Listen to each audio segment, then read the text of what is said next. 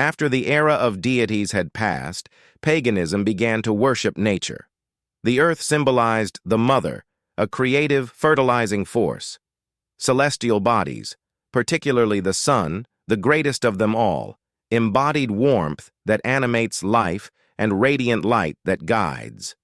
From all this, it becomes apparent that considerable deviations have occurred in humanity's initial teachings as imparted by angels or gods. Humans were misled, falling victim to the myths woven by storytellers' imaginations, which fashioned tales of the gods that humanity came to worship. The gods were distinguished from one another by the extent of their power and dominance, their cleverness and resourcefulness, their wisdom and depth of judgment, or their beauty and enchanting allure. We see this reflected regularly and artfully in the remnants of the early pagan civilizations, which, in essence, diverged from purely religious doctrines, derived from gods or angels whose role was to convey the divine message to humanity. Undoubtedly, these deviations were introduced by priests with personal ambitions for prestige or fame, who exerted an almost magical influence over people. These priests claimed to know the unseen, able to answer every question, and guided people, within the limits of their cunning, towards ways to appease the gods through offerings, rituals, and other acts, even expressing willingness to resort to coercion if necessary, wielding their supposed magical powers.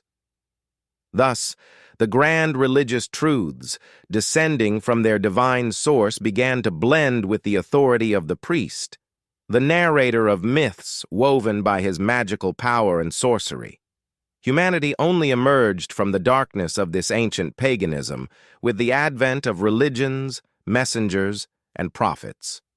At the same time, atheism arose alongside ancient Greek civilization, bringing forth doctrines rich in paganism that portrayed the gods in a form even more degraded than that of sinful humanity.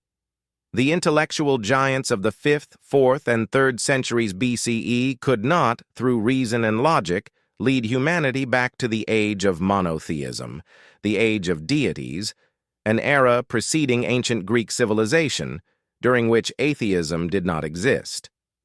The question that arises is how and from where did the divine beings come by their certainty and belief in God's oneness? Did this faith come from nowhere, with the realm of the unseen and divine mysteries opening to them without revelation or teacher? Or might the gods or angels have had a role in this? Such certainty was indeed found in the ancient Egyptian civilization. Absolute faith in God, His oneness, and complete servitude to Him alone was the path followed by the priests of Heliopolis among the ancient Egyptians, supported by their assured belief. This was the same path pursued by seekers of true knowledge in the Greek period, beginning with Orphism, which followed the ancient way and the same Eastern method for attaining knowledge. Pythagoras adhered to this path as well, establishing the Pythagorean school, which held that knowledge of God and certainty about Him could be attained through perfect moral purity and a contemplative detachment from materialism, lest one becomes enslaved by it. It is a form of knowledge accessible only through complete devotion to the giver of knowledge and the bestower of goodness.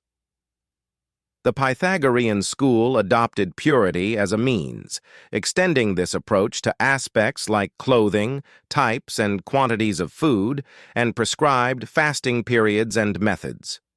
Both Orphism and Pythagoreanism believed in the immortality of the soul and viewed it as a divine essence residing within the body. The Pythagorean tradition passed its knowledge to Platonism, which later bequeathed it to Neoplatonism, associated with Plotinus of Egypt. This school achieved great heights through asceticism and purification, and later the method of seeking knowledge of the unseen through intellect was most powerfully represented by Aristotle. Socrates and Plato, prior to Aristotle, endeavored to explore metaphysics through reason, much like the Sophists, Epicureans, and Stoics. However, this pursuit led them down varied paths. Yet, the further we delve into the past of ancient Greece, the more profound and powerful their faith appears. This is evidenced by a story from Socrates' era. Socrates, the father of philosophy, sat with two of the leading philosophers from the Pythagorean school. Together, they seriously discussed the fate of the soul after death. Is death the final step for a person, after which both soul and body cease to exist? Or is it a transition, with the soul persisting beyond the physical? Does humanity possess immortality in essence, or is both body and soul finite? After extensive deliberation, they arrived at several arguments supporting the immortality of the soul, positing that it does not perish with the body. They then paused to reflect on their findings. After some contemplation, one of them remarked, "Yet, the matter still requires further certainty."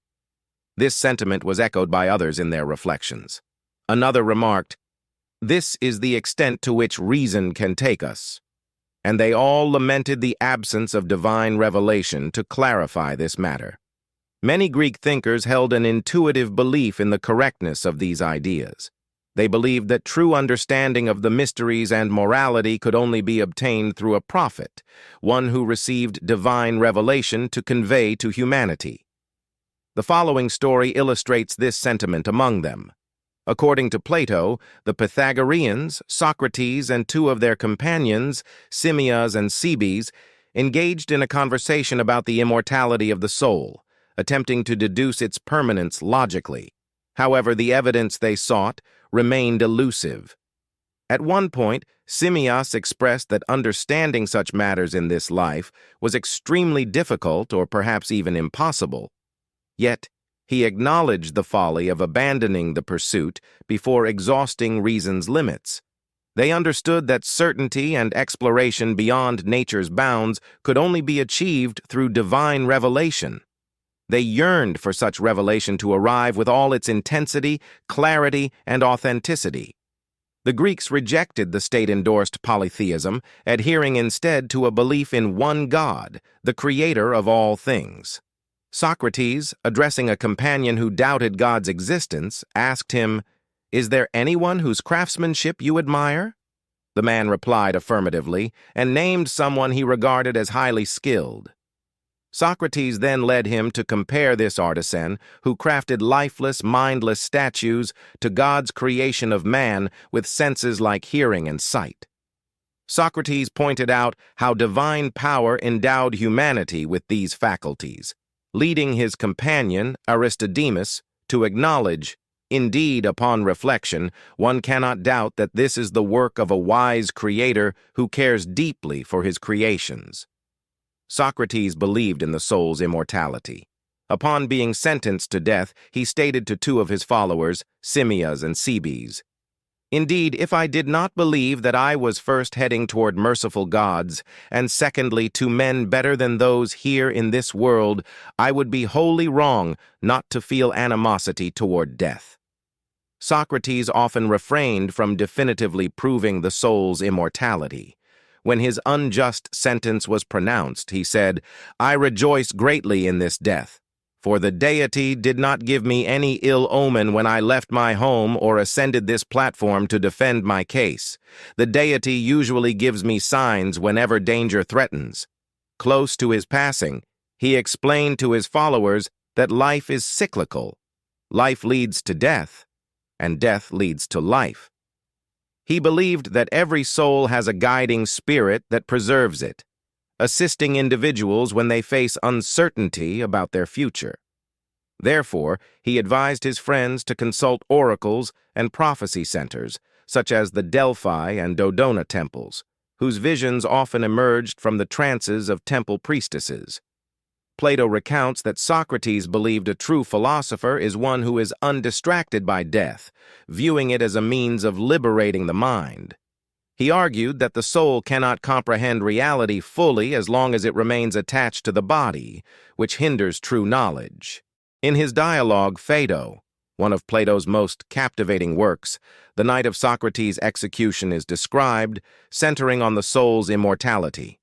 Plato later adds extensive philosophical evidence for the soul's immortality, including proofs from life and movement, religion, memory, simplicity, and ethics.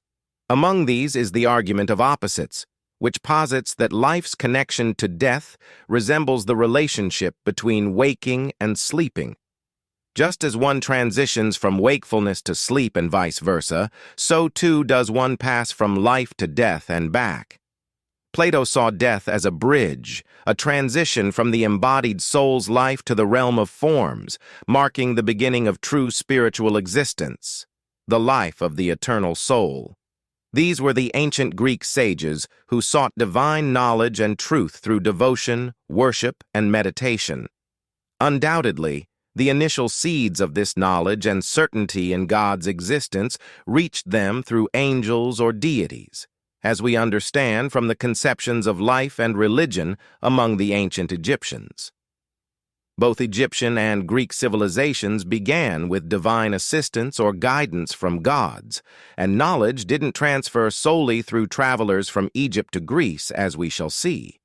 The ancient Egyptians left behind extensive texts elucidating their beliefs.